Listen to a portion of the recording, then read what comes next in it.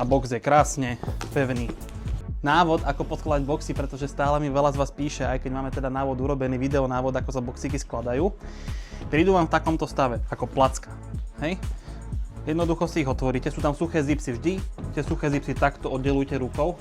Nikdy nie na silu, aby ste si ich nepolamali. Hej, sú si tam vnútri pevné, vyplnené, ale niekedy niekto ide silou a môže to poničiť. Rozložia sa vám takto na 3 časti.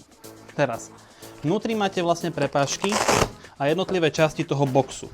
A pre nás je teraz dôležité to, kde je tunak hore táto pásočka. Hej.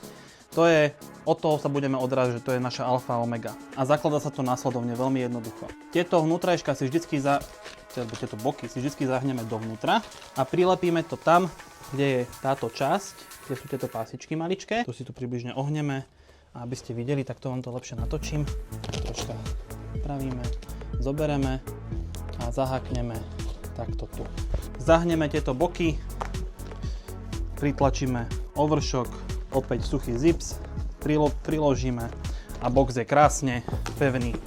Hej, a viete si doňho dať čokoľvek v aute máte, dajme tomu nejakú autokozmetiku, škrabku na okná, čokoľvek naozaj máte v aute, všetko budete mať krásne zorganizované vďaka našim boxíkom. Nech sa páči.